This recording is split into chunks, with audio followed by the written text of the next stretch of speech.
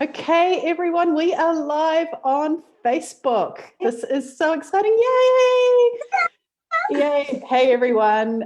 This is our special Valentine's edition of the Love Seat. For those of you who don't know what Valentine's is, it's a holiday that we're having on Sunday.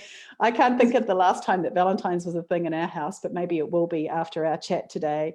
So I am joined by the amazing Aleka Powell, who is the founder of the RelationshipMatrix and is just such an amazing human being. I'm so thrilled to be joined by you today, Aleka. And let's kick off by just sharing a little bit of your story and just giving us some context for the work you do. And if folks start joining us live, let us know you're here while I'm finding the live stream while we get going. So welcome, Aleka. Tell us about the RelationshipMatrix and a little bit of your journey of how you got here. Well, thank you. First of all, I want to say you are an amazing human being. Thank you so much for giving us the opportunity to speak about our work in this platform. And I think that what you're doing, your work, your impact is just really inspiring. So it's inspired me, and I thank you for inviting me here with you today. Thank you. You're so welcome. Yeah, so a little bit about me. So, well, I'm quite a kind of a global citizen. I don't know how far you want to go back, but I mean, my story really starts when in Panama, where I was born. And when I was about 6 years, Panama, I'm from Panama. Oh, wow. Central America, tiny country with a canal, which is what we're famous for. Okay. And, you know, so picture this, I'm 6 years old. I'm, you know, in a hotel with my mom. I'd gone away with my mom and she'd taken me there with a friend and they'd gone out for dinner and I was supposed to be asleep and they come in late at night and I'm asleep and they start talking about this man that she'd met. You know, my parents were still married. In my world, in my eyes, you know, I still had a mommy and a daddy who, for all I knew, they were married, you know, and they were in love. And I hear my mother. Hang on. How old were you? I was about 6. Wow. Okay. And I hear my mother telling this story to her friend, like, oh, I met this man and he's beautiful. And I still remember the image that went in my head of her in a white dress with this other man, you know, and so it's a blur because I don't remember anything else. And then the next thing I know, I'm having, you know, soup at my grandmother's house for lunch, and my mother sits me down, and I thought, I know what's coming. I know what's coming. And she told us that, you know, my parents are broken up, and my world kind of shattered because I went from Panama, which is tropical, to London, which is not, which is so great. Yeah. So cut the tape forward to you know, maybe like 6 months later, we moved to London because my parents separated, got divorced, and my mother met my soon-to-be stepfather. And I just have this vision of us getting in, you know, we were jet lagged, it was a blur, and I just woke up, you know, with my sleepy head, and I looked out the window and there was just, you know, gray, wet, you know, kind of tears of rain, and everything was gray. And you know, so that was, so why I'm telling you this is because, you know, this really impacted my life, you know, and my relationship. You know, the experience of coming to London at such a young age and not speaking the language, you know, I overcame all those things, but, you know, I felt that kind of, I didn't belong. Oh, wow. I didn't even think about you not speaking English. Yeah. And it took me, well, I had to sit exams and I had to get into schools. It was kind of like I was in the last year of primary school and going to secondary school. And I was picked on by the girls because I had dark skin, because at the time, you know, I was in a tropical country, so my skin was darker. And I just remember that struggle of, you know, trying to fit in and trying to just belong. And, you know, cut the tape forward again.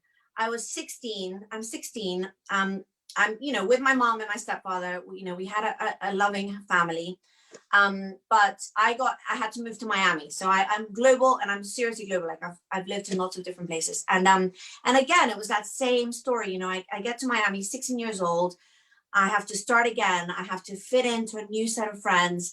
I have to, you know, I go into junior school. For those of you who are American, junior and senior year in the American, you know, high school. I mean, I had to decide whether I was a cheerleader, not me, or a nerd, you know, not me either. But I felt like a renegade, you know, like, again, I had to, like, you know, recreate myself, and at such a tender age, 16. So, you know, so my why I'm talking about this is because this all impacts my relationships. I was stuck in a pattern later on in my adult life, you know, before I discovered the system that has inspired my work. I used to think that, you know, the job would fix me, or the relationships would fix me. You know, if I had a nice, you know, if I had a nice job, and if I had a nice handbag, and if I had nice clothes, and if I had the right boyfriend, I would be happy. And, you know, how did that thinking work out? Yeah, well, you know, I was a bit of a by the end of my sort of 20s, I didn't really know, you know, who I was. Because it sounds like you were like so many of us do. You were looking for the answers out here, like exactly. Yeah. And so, you know, I basically kind of got to a point in my life where I was really unfulfilled. My relationships, I had this relationship pattern. I honestly didn't understand why. And I thought, you know, I have everything that, you know, looks good, like from the outside, but I still, you know, I was attracted to that rebel man, that alpha male, you know, the kind of the bad guys. I mean, why do us girls like those guys? Anyway, can I answer? Like, and hang on, and actually I can see there's quite a few people joining us live, so if you're here, then just please let us know that you're here by shouting out in the comments where you're tuning in from and saying hi. And if you've got any kind of relationship stuff that's coming up for you and you've got questions, then pop them in the chat, and if we can, we'll get to them as well. So yeah, back to the bad guy. I mean, well, I like them because they're roller coaster of a ride, right? Challenge, excitement, you know, who doesn't like that? But unlike men, I think us women, you know, we have this kind of yearning to, well, certainly for me, my story was about this kind of yearning for belonging, and also to be loved, you know, and I thought that to be loved was like the pinnacle of my, you know, that would be the pinnacle of my life. If I found a loving relationship, that would be it for me. I would be happily ever after. This was my whole thing. Like, if I just had that, I would be happy.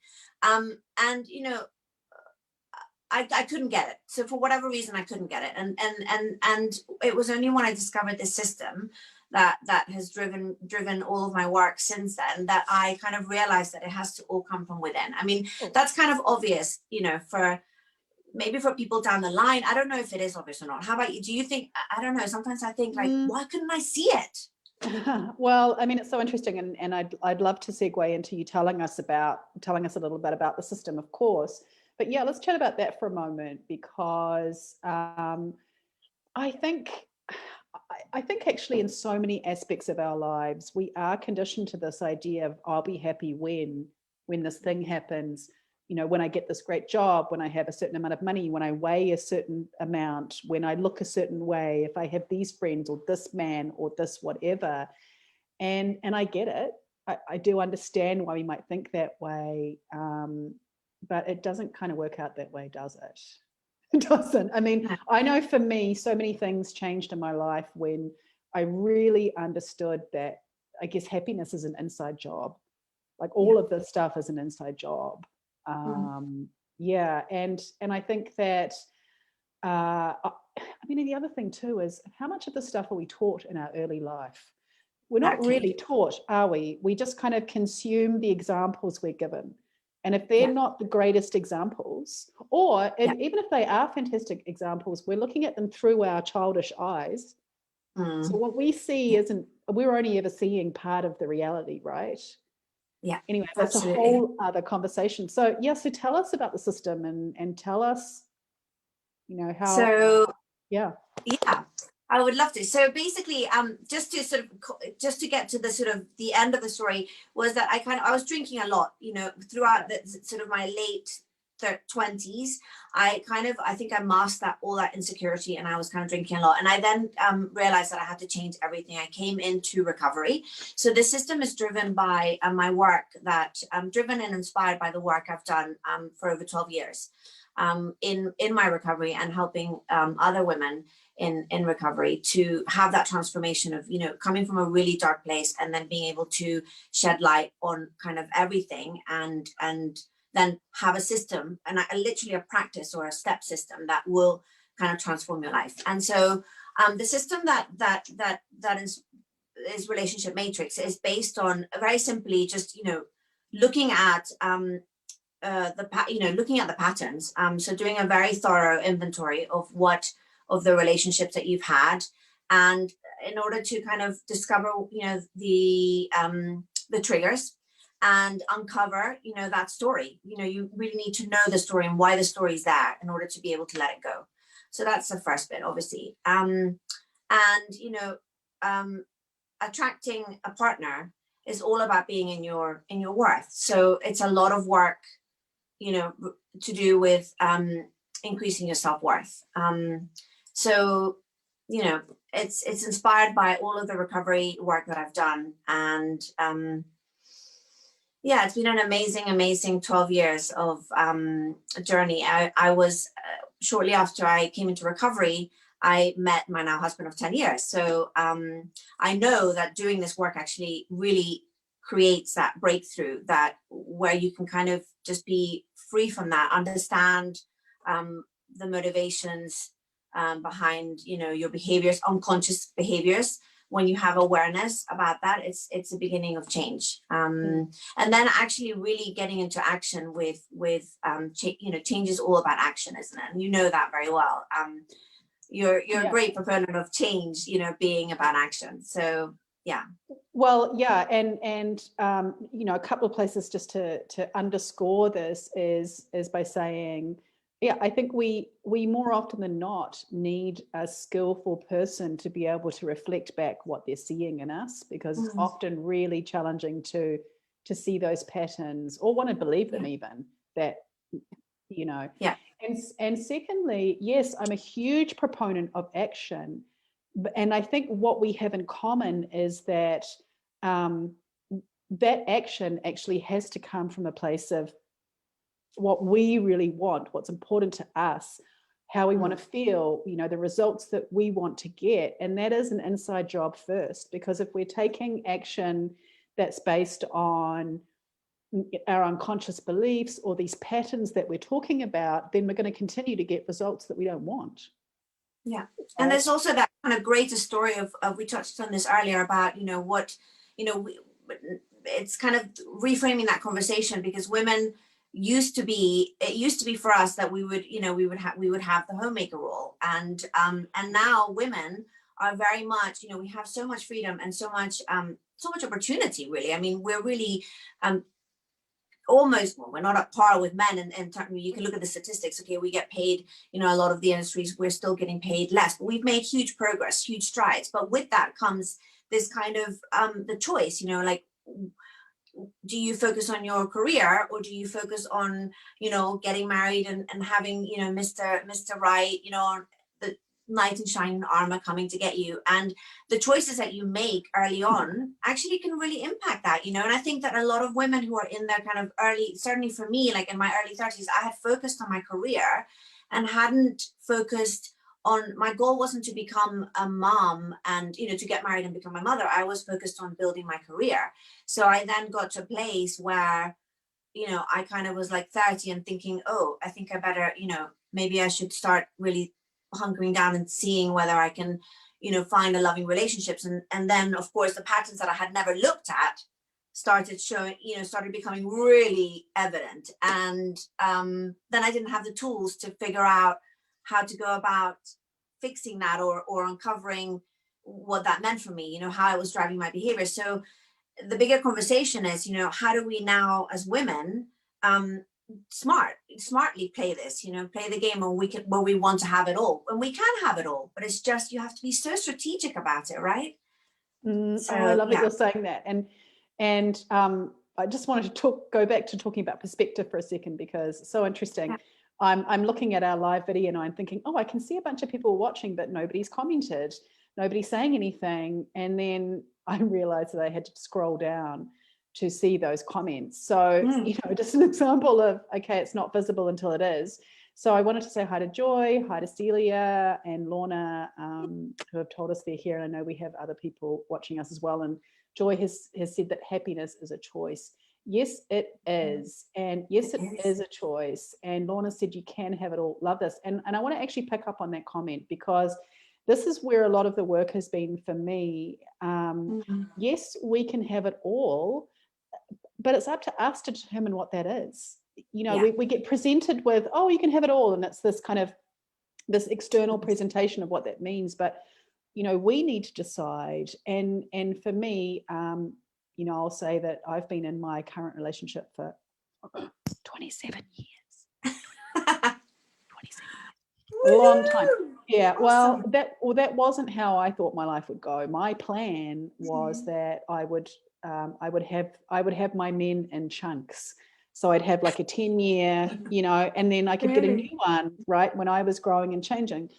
And you know, I did end up finding one that that wanted to kind of stick around for the whole thing, but not that it hasn't been a, you know, we've been on this journey together. And I know for me, doing the kind of work I do, which really, you know, I'm looking inside all the time, right, as to what I want. So that's involved us renegotiating. And in fact, you know, one thing we did was make a conscious decision to continue this year.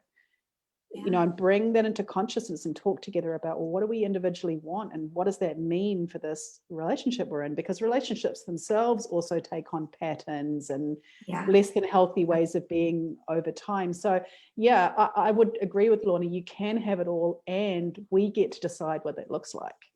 Yeah, right? Absolutely. That's empowering. I love that, because I think this is you know, I'm in a 10-year relationship, and absolutely the relationship does take on its own kind of patterns, and the system that I've created actually is a system for life, so you can use that, you know, forever on yourself and on your relationship. So when you're in a long-term relationships, absolutely. I mean, I went through, you know, third lockdown here in the UK, the beginning of the year, and I have to say, I have to be honest, people, I wanted to kill my husband. And actually, I don't know if we can say this live, but anyway. Yes. No, that's true. I've been there.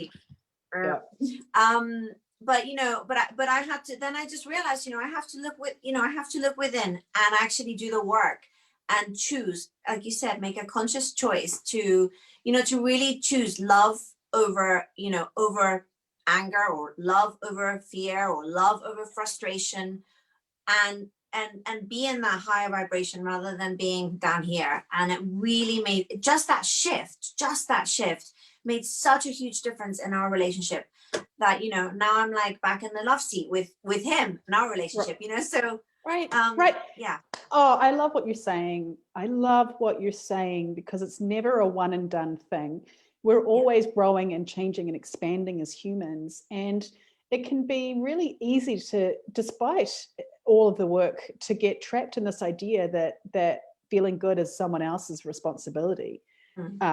Or that, you know, and I definitely noticed that in my relationship. And I love what you're saying. You know, one of the things that I try to do with my partner and the teenagers that I live with is just bringing some consciousness into the interactions I'm about to have. And I love that. So, okay, so we've got some more people joining us. So if you're joining us now, give us a shout out. Joanne's just saying, such an interesting conversation, thinking about the shift for women and their role within family. It didn't happen to me that way at 20 years and counting, but I do see it happening for other women.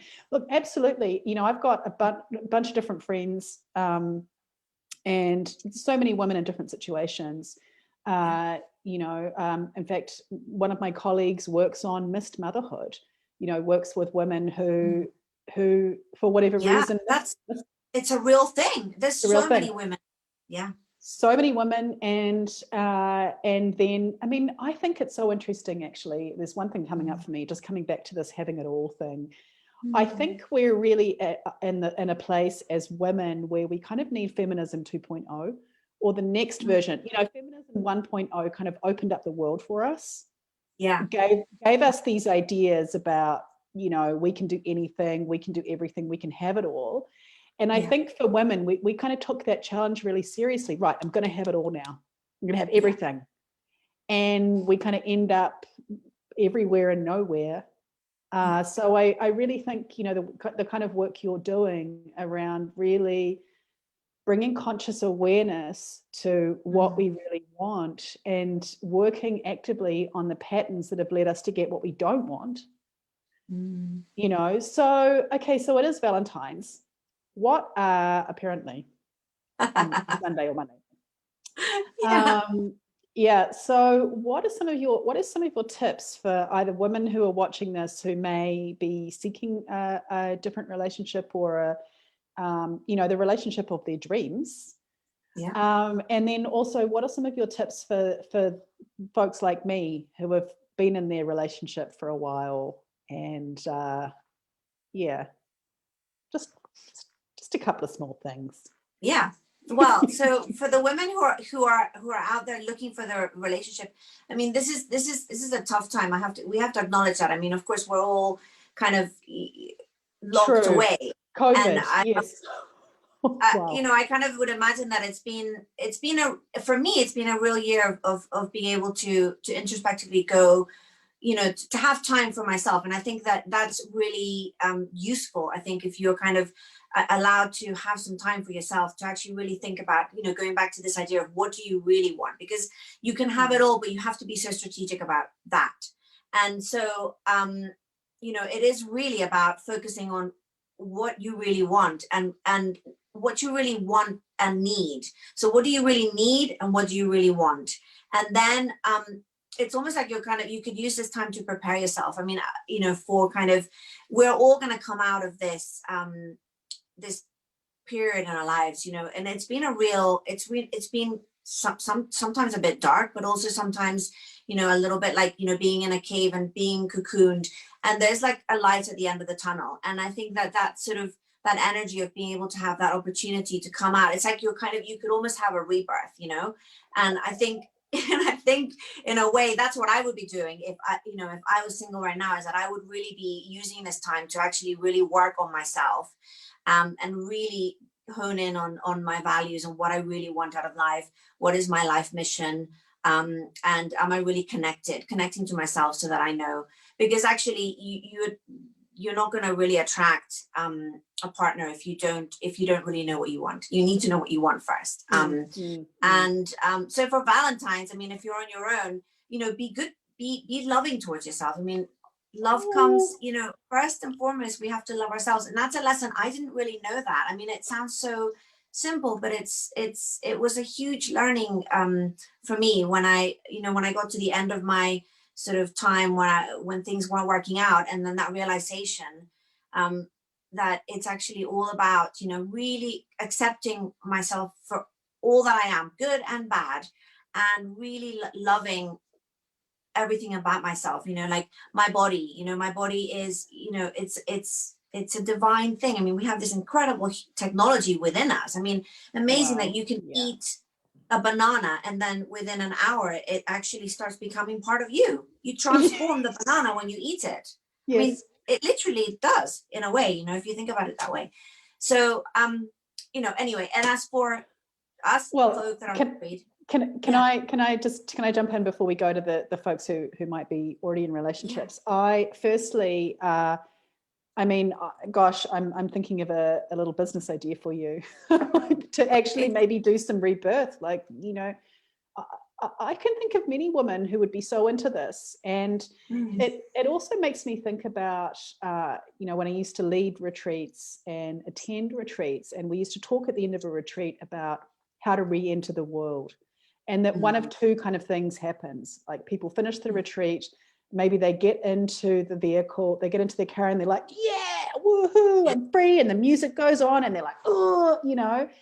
And then there are others who like have no idea how to re-enter life. They feel like they're, you know, and so So at the end, towards the end of a retreat, we would do more and more work on how to re-enter in a way that is going to work for you. Because if you think about this through the lens of a relationship, okay, maybe you've been stuck alone for a while.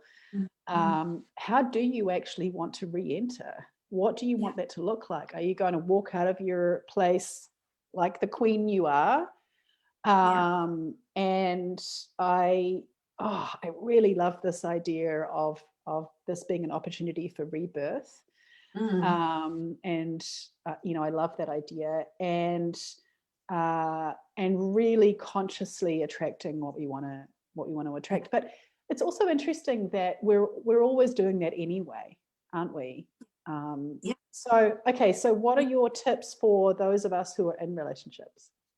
Well, I think the simple things in life. I mean, I'm a really, I've just realized that the simple things in life are the best things in life. So for me, it's just, doing something that you really love and sharing it with the person that you're, I mean, again, it's a choice, right? Do you wake up and do you think, loving thoughts like, I love my husband. I'm so grateful for my husband. I'm so grateful for what he does, for our family. I'm so, or do you it's me, or do I wake up with my head of, oh my goodness, he didn't do this. He didn't put out the rubbish. He didn't, tidy up his clothes or whatever it is, So I think that set an intention for Valentine's Day. It should just be as simple as that. Set an intention that today, on Valentine's Day, but it should be every day, that you're going to be, and you're going to practice love. And love is a practice. It's not, so this is, love is not, I used to think sorry, love mic drop. Was like, love is a practice. Yeah. I used to think love was like an emotion. It's not. It's a state of being. It's a practice. It's an intention. It's a willingness to give, and it's also a willingness to receive. It's so. But that took me so many years to realize that. If I'd known that in my 20s, I would have saved myself a lot of heartache. I don't know about that. But I mean, I love this. Love is a practice. So many ding, ding, ding ahas going off for me. And love towards ourselves is a practice. The practice of unconditional love means wholeness. It means accepting. It means, I know that was pivotal for me. One of my struggles has been around weight.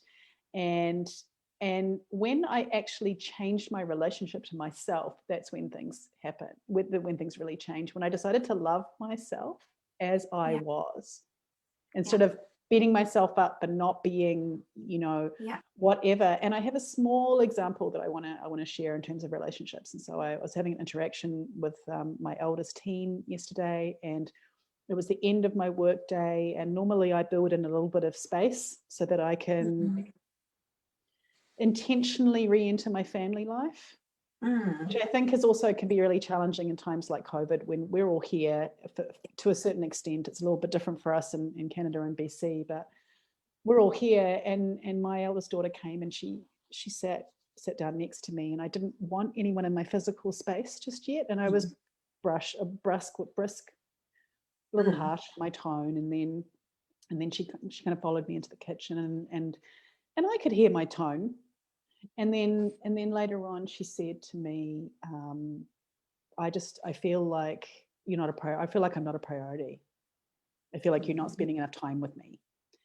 And that of course hit me in the mother heart, but I talked to her about it more and more, and to get to the bottom of it. And I realized that she wasn't asking me to spend more time with her, because we actually spend a lot of time together. She was saying, please speak to me like you love me. Yeah, that's amazing. Yeah. Right. So that I can feel it in that moment. And, again, I was like, okay, awesome. Thank you. Yeah. Yes. Because also that's totally my value as well. Yeah. But it can be so easy to become transactional with the people that we spend. Right. Yeah. Yeah, especially if you're busy and you're trying to get a lot of things done, and you kind of absolutely. And that's why it's a practice. And it's also, I really felt that energy it's like an energy. It's like she that thing about, you know, not, you spend time, you could be in the same room with somebody and you're not actually transacting any kind of love energy at all. It's really about, you know, just that energy of really, it's the intention and the energy. It's that, I really got that when you were speaking about your daughter. Well, and also, you know, there's a lot of research around this for anyone who, I'm a heart math practitioner, and maybe there might be other people watching. I don't know if you've heard of heart math. Yes, you know, absolutely. Yeah.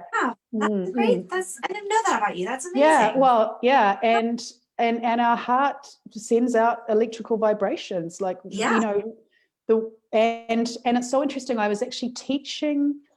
was teaching this to some folks at the beginning of the pandemic when I was in New Zealand, and I was kind of stranded there, and I was seeing a lot of my friends posting about how they couldn't relate to people with masks on, and it was also, and I'm like, just put your hand on your heart and start radiating warmth, and you'll notice how people around you feel different, and you'll feel different. You know, we're always training people into our physiology, and whether that's, you know, so I think as women, we have a powerful role to play in the world. I can't even believe I'm saying that. Of course we do. You know what? I'm amazed that this is so serendipitous, because the training that I had at my coach training was with Alan Seal, and he bases a lot of his frameworks to do with the intuitive heart on heart maths. And so this is how I've heard of this amazing organization is doing all this research. So I'm like, wow, isn't the world, for me, life always shows me, you know, exactly where I'm meant to be. And this is exactly where I'm meant to be with you tonight, so that I know that it's my ding, you know, so I'm happy. I'm happy too. Oh, I'm so happy too. And so I'm just gonna riff through some of their comments, and then we're gonna finish up by letting people know how they can find you and the amazing work you're doing. So it's beautiful. So Sheila's saying, speak to them like you love them. Yes. Letting go of being transactional with your loved ones. Love is a practice. We're always training people through our physiology. Yes, serendipity, Kim saying, and now talking about framing, so many links. Yeah, so, you know, but let's come back full circle. Let's come back full circle, because I think all of this starts with bringing conscious awareness to what we really want and how we want to show up, and attracting more of what we want in a more intentional way. And that is the incredible, powerful work that you're doing. So how can folks find you, and how can we refer all of our single girlfriends to you, so that we stop hearing from them, so that they stop coming to us? Like, seriously. Thank you. Send them your way. If you're one of my single girlfriends watching this, I love you. I love you. This doesn't apply to all of you. Whew, I'm just going to get that disclaimer out. Yeah. How can folks find you? So I'm at RelationshipMatrix. So that's the for my Facebook page. And also my website, which is relationshipmatrix.co.uk. relationshipmatrix.co.uk. Yeah, and then the at Relationship Matrix. And then also I have a Facebook group. It's a thriving community of single women, and we're all there together, supporting each other, growing, learning, and I do weekly trainings, and so I'd love to see you join. And it's also called Relationship Matrix Tribe, so that's easy to find as well on Facebook. Okay, I might actually ask you to post a link to the Facebook group underneath. I've put in your website, and I've put in the at Relationship Matrix, and then if you can pop that in below the video, that would be amazing. So we need to sign off, but in closing, happy Valentine's Day. Thank you. Valentine's Day. Connect to your heart intelligence. That's all, you know, that's all we need to do. Ground into that. Ground into that, and just take a moment and to be intentional.